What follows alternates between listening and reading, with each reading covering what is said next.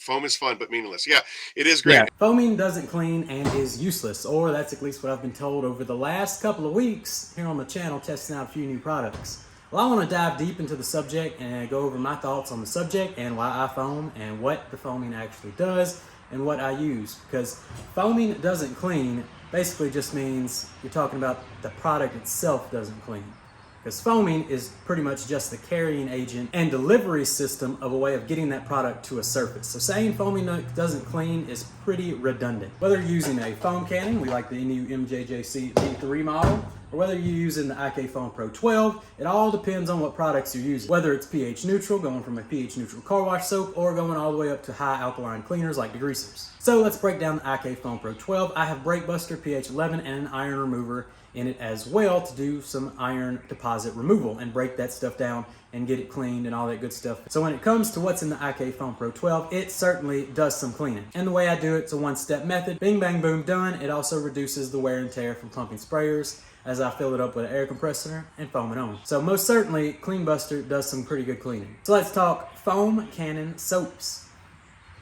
Now, when it comes to the foam cannon and the soaps, we can use something like Incredible Suds, which has a pH of 8.5, actually has some good cleaning power to it, highly concentrated at 1 ounce. It's going to do some cleaning of itself as well, but if you want to get into some real serious stuff, pull out something like Coach Gimme Super Foam, you're going to get pretty much a touchless wash at that point. That foam is certainly doing some cleaning. Because again, you're taking a strong product and foaming it onto the surface with your foam cannon.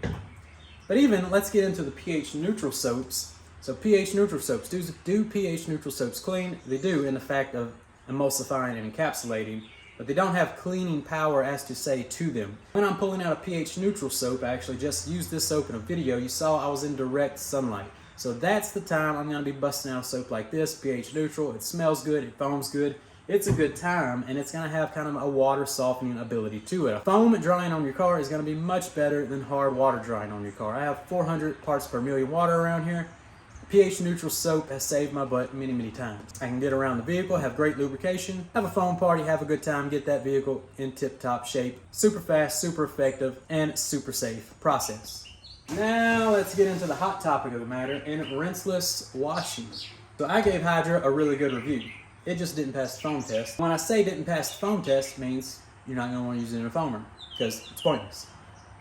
But if it did pass the foam test, like these two here that I have, DIY Rinseless Wash and Drive Auto Appearance Hybrid Flex Wash, do pass the foam test. And why that's important to me in a rinseless wash these days, these are really top of the line rinseless washes, really pushing the limit of what a rinseless wash can do, is because, well, when you name a product like Hydra, the many heads of Hydra, it actually falls short on a couple of heads that these two cover.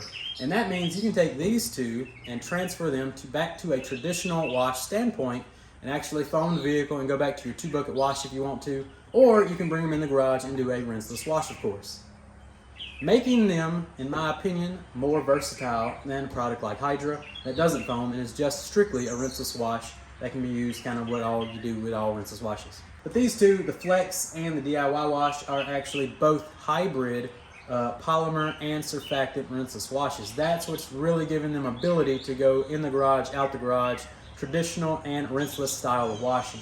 And that's what I think really pushes them to the limit of being the top 2 rinseless washes these days. And I didn't have this one in my ranking because I just tried it about a month ago, and it's pretty good stuff. Because again, it's aligning with the polymer, with the surfactant blend. I'm thinking that's a really good winning solution these days. They both soften the water because they have those polymer agents, so they're both doing a really good job softening the water. You're getting good foam, you're getting great lubrication, you're getting some really crazy cleaning power with these two.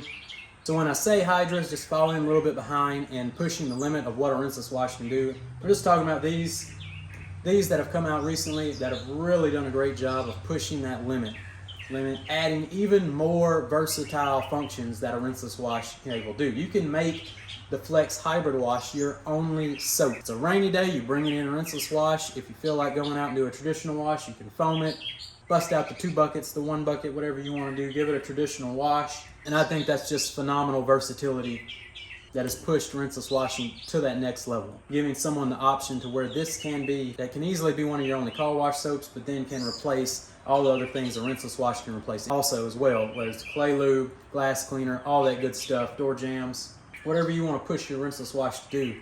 These products are really taking it to the next level. But no way, shape, or form did I say Hydra was a bad product. It's really good stuff as well. But when you ask for honest opinions and honest rankings, that's my honest opinion. That's what I like. You know, I like a good foaming solution. Here in Foamtown, USA, whether it's foaming and kind of reducing that 2-bucket method to a 1-bucket method, foam, and then use the foam on the vehicle as your lubrication, as your soap mostly, to go over that surface. Whether it's using IK Foam Pro 12, reducing my times, I'm actually using a spray bottle, reducing fatigue on the wrists and hands. That's why I use foam. That's why this is Foamtown USA, and that's why I think a product that foams has more versatility than a product that doesn't foam. But going back to the original question of is foam meaningless? I guess that's in the eye of the beholder, but here on this channel, in this garage, in the cleaner studio, foam is indeed not meaningless and is just a vehicle, the carrying agent of what chemical you're putting in it. And the chemicals I use are definitely cleaning. So does foam clean?